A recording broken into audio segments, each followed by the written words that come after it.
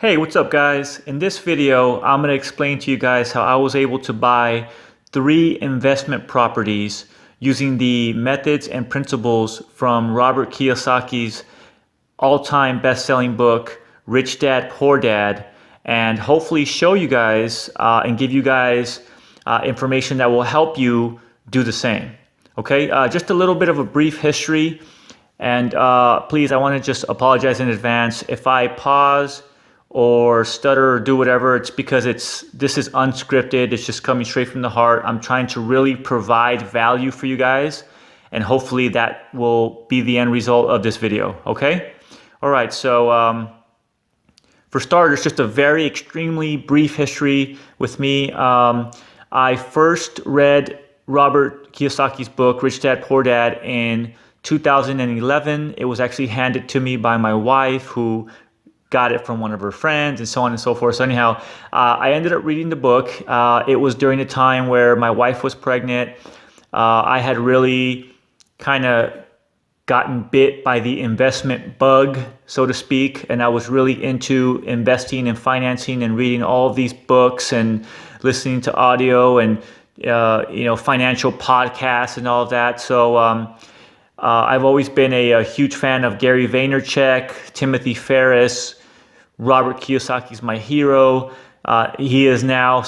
But back then I had never heard of him, and it was the first time I had read his book. So anyhow, I read his book, and I liked it so much that I attended the Rich Dad coaching seminar, where Rich Dad, Robert Kiyosaki's company, has a panel of coaches that can help you. You pay them, and they help you learn how to, invest and do all of that. So anyhow, I attended one of the seminars, and I'm going to be honest, guys. Coaching is very, very expensive. The plans that they were offering were ranging anywhere from $4,000 to $12,000. And so things can get very expensive. And of course, you can get a lot of good value from that too, but I wasn't sure if that's what I wanted to do.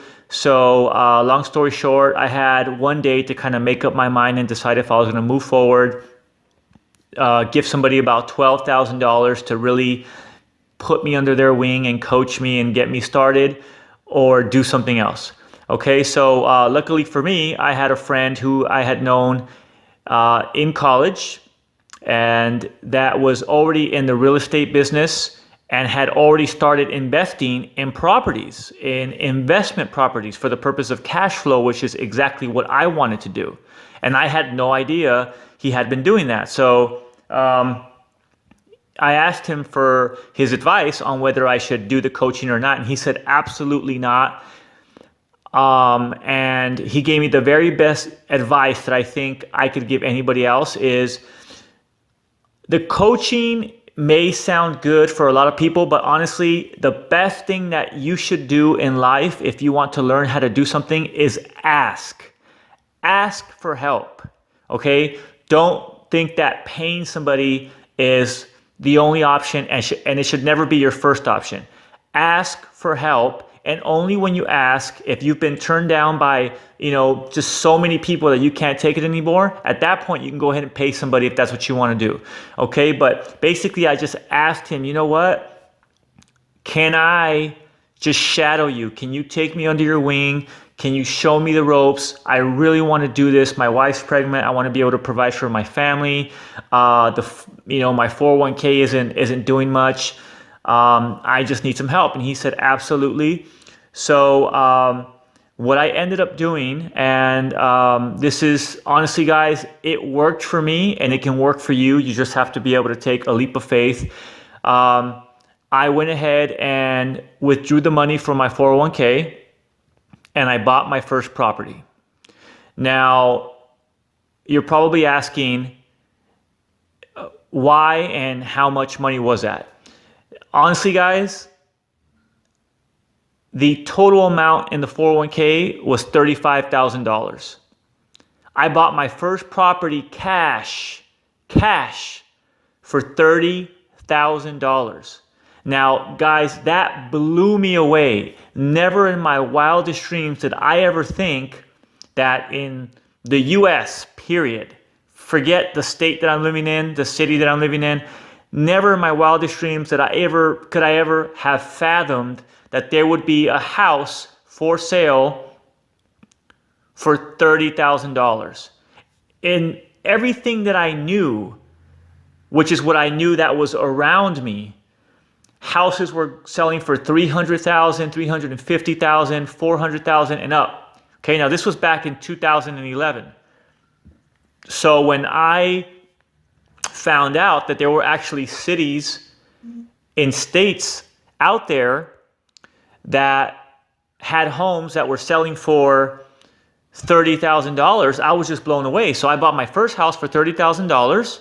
And guys, every state has this. Every state has cities in which houses are being sold for, now it's 2018, for $50,000, $60,000, $70,000. And guys, these are not shacks, okay? These are not shacks.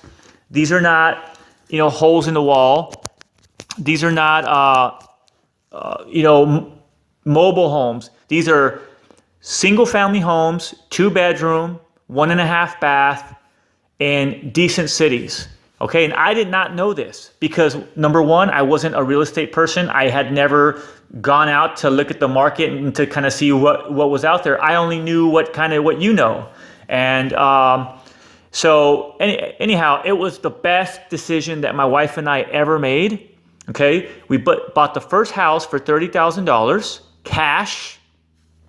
It was almost rent ready. It needed a couple of things. So we went ahead and did those things. It was a couple $100 and that was it.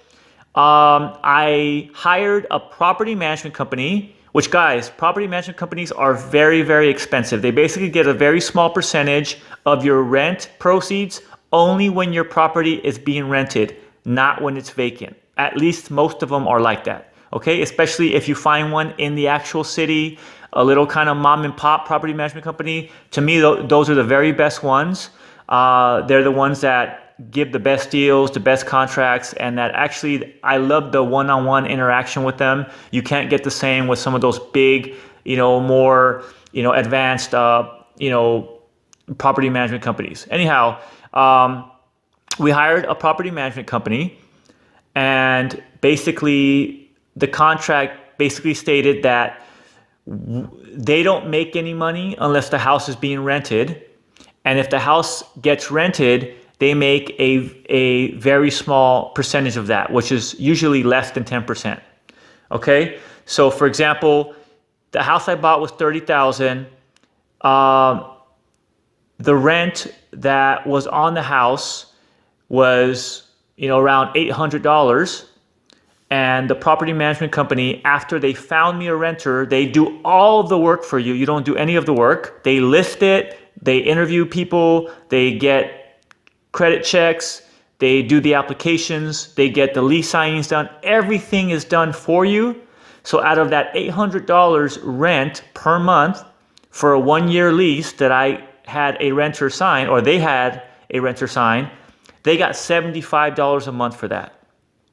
So I get $800, I give the property management company $75, and I pocket $725. Okay, so really getting a property management company, especially if the city that you're investing in is a little bit far from you, like it was the city that I chose to invest in was about an hour and a half from me. I didn't want to bother with a pregnant wife and a kid on the way to have to drive an hour and a half just to go meet a person who may not qualify, and so on and so forth. So anyhow, long story short, once you buy the property, once you get it rented, once you get a property management company, if that's more convenient for you, you wait for about 6 months. After 6 months of your property being rented, which if you get a 1-year lease, that's not going to be a problem at all. Okay, you're able to basically pull the equity, which is the cash that you used to buy the house. You're able to pull the equity out to buy a second house. Okay, now by pulling the equity, you are creating a mortgage payment on your first house. Okay, but keep in mind, the mortgage payment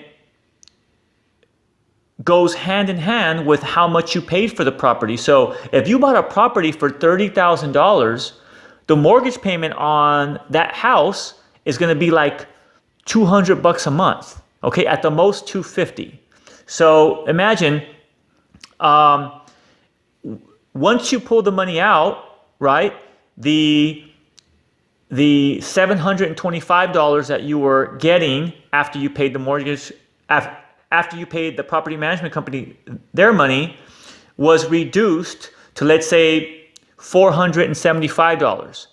But the one important part that you need to realize here is, sure, it went down from $725 to $475, but you are now buying a second property cash, just like you did the first time, and you're going to follow the exact same steps that you did with the first property, and that property, until you get your third property, is going to be, almost 100% profit.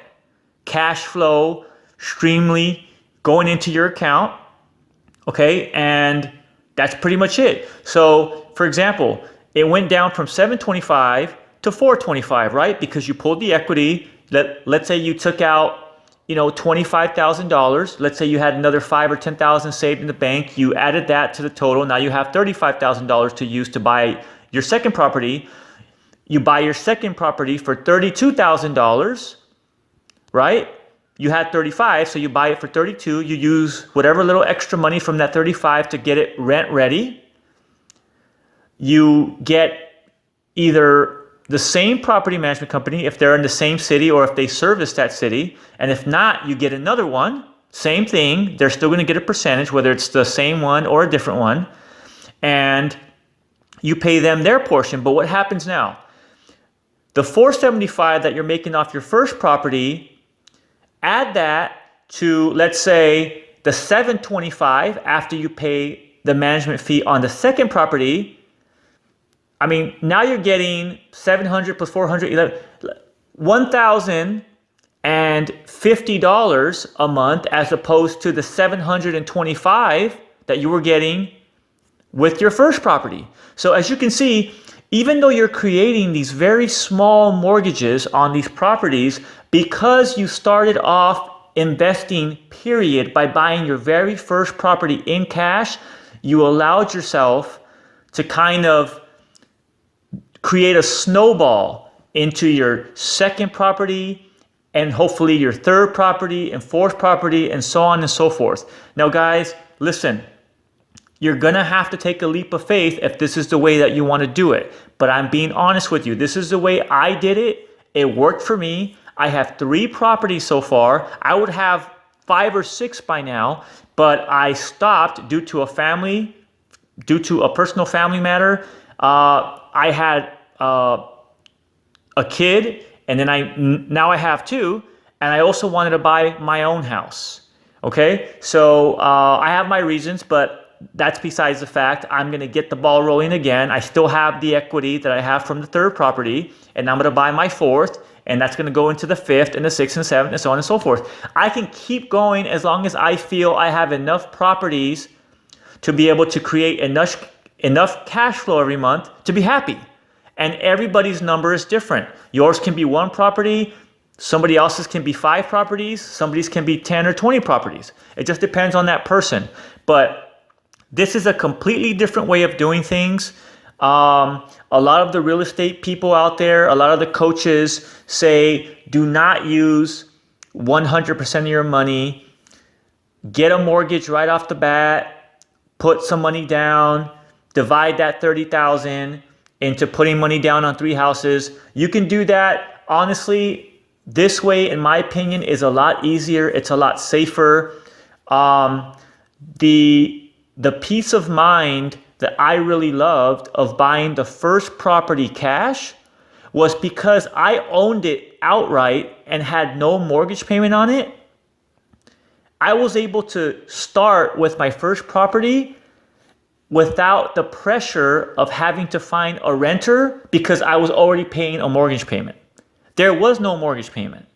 So because it was my first one, I was able to fix it up, calmly kind of assess what I wanted to do, whether I wanted a property management company or not, you know, kind of get my feet wet without having to rush into it. Even though you want to get a renter as quickly as possible, I was able to I was able to not rush into it, take my time, which really, really greatly prepared me for property number 2 and property number 3. And now going into property number 4, it's like, it's a machine now. It's kind of running itself. Like the process doesn't change. Buy the property, find a renter, get a property management company, wait 6 months, pull the equity out, buy another property. That's basically it. Okay? Now, please, please trust me when I tell you, do your research. I don't know what state you live in. I don't know what city you live in. I don't know what country you live in, but look online, Zillow.com or whatever website you want to look in. There's a ton of them out there. Look at all the different prices in the different cities in your state, and I guarantee you that you will find some that will absolutely blow your mind. And those are the ones that you need to really consider when it comes to investing, because those are realistic purchase prices that are within your range and not some crazy number like $400,000 to buy a house. I don't have $400,000 to buy a house. I didn't have $1,000. I didn't have $100,000 to buy a house. But I had $35,000, and when the house was $30,000, I was all in. Okay, guys, so finally, it's 2018. Houses aren't $35,000 anymore. However, they are still around the $50,000, $60,000 to $70,000 range for the best deals out there. I would definitely look for them. Be very, do your due diligence, but look for some really great deals out there. Start investing, and please, please buy Rich Dad, Poor Dad. If you do anything to kind of just start this whole thing, buy Rich Dad, Poor Dad. Even with all of the information that I just gave you, it will be the best investment other than you actually buying your first property that you've ever made, because the principles and the methods and just the mind state that you get from understanding what he's teaching in that book lays the foundation for even starting any of this. Okay? And be very smart. Don't go out and just buy a brand new Rich Dad, Poor Dad book unless it's something that you like to do. Some people take pride in the books that they buy. They like to keep a library at their house and they want the books to look brand new and nice. That's great. If that's who you are, that's fine. But if you're just getting it like I did for the information, find the absolutely cheapest price out there, used. It doesn't matter. Just get the information and start. Okay, I went ahead and took it upon myself to go online. I found the absolutely cheapest price online for you. I put the link in the description box below. So go ahead and click that link, buy the book today. Subscribe to my channel if you can, please. I'm really trying to put out a lot of videos that have very, very valuable content, not just some animated summary, which is what it looks like most of these Rich Dad, Poor Dad videos are. And give me a thumbs up, but most importantly, put a comment and let me know what you thought about my video and if there's anything I can do to help you. If there's anything I can do to help you, I will do everything in my power to give you my advice or information that may be useful to you or whatever it is. And that's basically it. Okay, thank you so much. Again, I put the link in the description box underneath this video. Click on that, buy the book, and I'll see you guys next time. Bye-bye.